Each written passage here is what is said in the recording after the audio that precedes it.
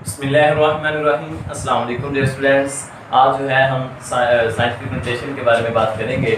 तो सबसे पहले जब हम देखते हैं कि बहुत बाज़ औक़ात हमारे पास जब हम न्यूमेरिकल वैल्यूज़ को सॉल्व कर रहे होते हैं, हमारे पास बाज़ औक़ात बहुत ज़्यादा बड़ी वैल्यूज़ आ जाती हैं, बाज़ औक़ात बहुत छोटी वैल्यूज़ आ जाती हैं।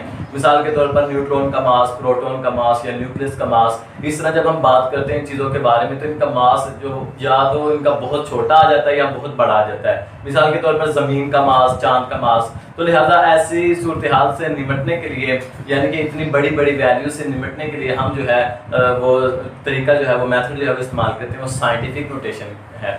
इसमें हम क्या करते हैं कि इसमें हम 10 की बेस को लेकर उस इस्तेमाल करते हैं, जो कि वैल्यूज़ को बहुत छोटा और हमारे लिए जो है वो बहुत ही ईजी वे में लिखना आसान हो जाता है और हम उसे इस्तेमाल करते हैं। तो सबसे पहले आइए स्टूडेंट्स, आज जो है हम बात करेंगे साइंटिफिक नोटेशन की पहले डेफिनेशन के बारे में।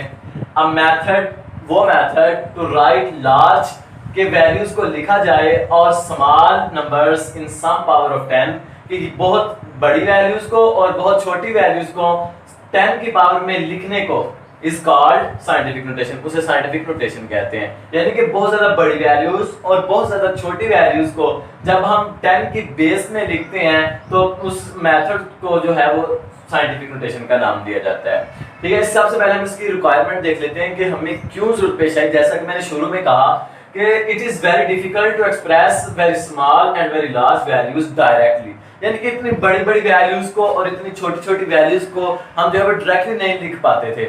लिखें भी तो हम बाज़ औक़ात जब न्यूमेरिकल जो है वो सॉल्व कर रहे होते थे, जब हम यहाँ कोई प्रोग्राम बना रहे होते थे तो इतनी वैल्यूज जो है इनमें कोई डिजिट कम हो जाता था।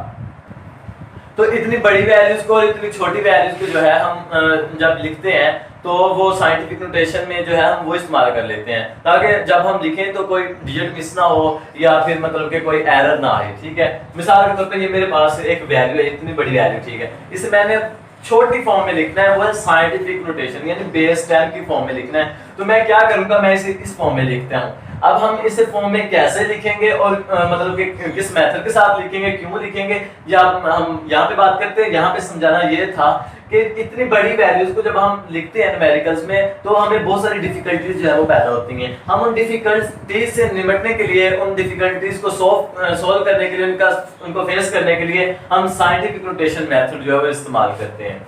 आइए हम देखते हैं कि वे ऑफ एक्सप्रेसिंग क्या है, यानी इसे कैसे ज़ाहिर किया जाता है। मिसाल के तौर पे ये C है, ये मल्टीप्लिकेशन का साइन है, ये 10 है और 10 के ऊपर छोटा सा n है। अब ये क्या चीज है, ये जो C है इससे मुराद है 1 से लेकर 10 तक एनी डिजिट, लेकिन इसमें 10 जो है वो मौजूद नहीं होगा। ठीक है, उसके बाद ये मल्टीप्लिकेशन का साइन और ये बेस 10 है। जैसा कि आप जानते हैं बेस 10 के हम जो है वो बात कर रहे हैं, और जो बेस 10 है ये ऊपर जो n है ये एनी इंटीजर है। ये एनी इंटीजर जो है वो 0 से आगे जा सकता है। मिसाल के तौर पे हम बात करते हैं, यानी कि 2 10 की पावर का 0 लगाएं तो आप सबको पता होता है कि जो 10 की पावर 0 है ना वो बराबर होती है 1 के। लिहाजा इसका क्या आंसर आएगा, इसका ये 2 ही आंसर आ जाएगा। इस तरह अगेन हम बात करते हैं 2 मल्टीप्लिकेशन 10, इसके ऊपर 1 लिख देते हैं, फिर 2 लिख देते हैं, फिर 3 लिख देते हैं एंड सो ऑन। जितने भी वैल्यूज को हम जो है ना वो लिखना चाहें हम इस पर जो है ना वो लिख सकते हैं। ये n जो है वो एनी इंटीजर, इससे यही मुराद है। अब हम इसकी कुछ एग्जांपल देख लेते हैं। एग्जांपल क्या है, मिसाल के तौर पे ये मेरे पास जो है वो एक एग्जांपल है। अब मैंने इसे साइंटिफिक नोटेशन में क्या लिखना है, सबसे पहले आपने जो देखना है ना वो ये देखना है कि क्या पॉइंट, यानी जिसे उर्दू ज़बान में इशारे कहा जाता है, वो कहाँ पे मौजूद है। अगर किसी वैल्यू में आपको वो पॉइंट नहीं मिलता तो उस वैल्यू के आखिर पर वो पॉइंट जो है वो मौजूद होगा। किसी भी वैल्यू के अगर दरमियान में आपको किसी भी डिजिट में वो पॉइंट नहीं मिलता तो समझ लीजिए कि इसके आखिर पर जो है वो पॉइंट मौजूद होगा। लिहाजा यहाँ पे पॉइंट मौजूद है। अब हमने इस पॉइंट को जो है मूव करवाना है। अब मूव करवाया, पहले 1 डिजिट तक जो है मूव करवाया, फिर करते करते यहाँ से हमने 3.4 तक, यहाँ पे 3.4 में लिया है डिजिट। अब 3.4 में जब इस डिजिट को हमने मूव करवाया तो पीछे जो है वो कितने बच गए, यहाँ से लेकर यहाँ तक बच गए, ये टोटल 11 बनते हैं। ये 4 भी इंक्लूड होगा। ठीक है, उसके बाद हम देखते 3.4 5 लिखा, मल्टीप्लिकेशन का साइन मतलब जो हमने तो ऊपर वे पढ़ा था वो वे, और 10 की बेस में 11 क्या था, जो हमारे पास पीछे जो है वो डिजिट बच गए थे या जीरोस बच गए थे, उनको हमने इस तरह लिख लिया तो हमारे पास साइंटिफिक नोटेशन जो है वो हमारे पास एक फर्दर फॉर्म में जो है वो हमारे पास आ गई। इसके बाद हम जब देखते हैं ये वाली एग्जांपल के बारे में हम देखते हैं। जब ये एग्जांपल देखते हैं तो इसमें पॉइंट मौजूद है, ठीक है, इसमें पॉइंट मौजूद है। अब हमने इस पॉइंट को जो है मूव करवाना है। हमने इस पॉइंट को मूव करवाते गए यहां तक 3.2। अब ये 9 है, -9 आएगा, ठीक है। अब हमने इसके पॉइंट जो है वो करवाए तो ये 9 है। अब इसमें पॉइंट मूव करवाया तो इसके जो डिजिट्स हैं वो 9 बने और हमने बेस 10 के जो मतलब है हमने ऊपर जो इंटीजर्स है वो -9 लिख लिया। अब जेन में क्वेश्चन आपको ये आ रहा होगा कि हमने यहाँ पे पॉजिटिव लिखा है 11 और यहाँ पे नेगेटिव लिखा है, इसकी क्या वजह है? वजह ये है कि जब हम जो है वो राइट से लेफ्ट की तरफ जाते हैं, यानी दाएं से बाएं की तरफ जाते हैं, तो हम पॉजिटिव इस्तेमाल करते हैं। वो पॉजिटिव क्यों इस्तेमाल करते हैं मैं आपको बताता हूं। और जब हम बाएं से दाएं की तरफ यानी लेफ्ट से राइट की तरफ जाते हैं तो हम जो है वो नेगेटिव इस्तेमाल करते हैं, और जब हम इधर से इधर को आते हैं तो हम पॉजिटिव इस्तेमाल करते हैं। अब ये पॉजिटिव क्यों इस्तेमाल करते हैं? अगर हम जब मूव करवाएंगे तो हमारा जो नेगेटिव वैल्यू जो हमारी मतलब के इंटीजर्स हैं ये नेगेटिव वैल्यू में जो है वो आएगा। इसके बाद हम बात करते हैं एडवांटेज के बारे में कि इसके क्या एडवांटेज हैं साइंटिफिक नोटेशन के। मैं शुरू में बताया था कि ये इतनी बड़ी वैल्यूज को जो है वो शॉर्ट कर देता है, यानी कि इजी टू राइट, लिखना आसान हो जाता है। आप अगर कहीं पे प्रोग्राम बना रहे हैं, जमीन का मास जो है उसे देख रहे हैं, अगर आप चांद के मास को देख रहे हैं, आप जमीन और सूरज के दरमियान फासला देख रहे हैं, सूरज कब यहाँ पे जमीन पर पहुंचा, आप इन चीजों का जब स्टडी कर रहे होते हैं तो आपको बहुत बड़ी बड़ी वैल्यूज का जो है वो सामना करना पड़ता है। ऐसी बहुत बड़ी बड़ी वैल्यूज को जब आप सामना करते हैं तो बाज़ वक़्त आपसे कोई डिजिट मिस हो जाता है, कोई एरर जो है वो आ जाता है, तो लिहाजा जो है वो लिखने में जो है वो दुश्वारी पेश होती है। तो उस दुश्वारी से बचने के लिए हम साइंटिफिक नोटेशन जो है वो मेथड इस्तेमाल करते हैं।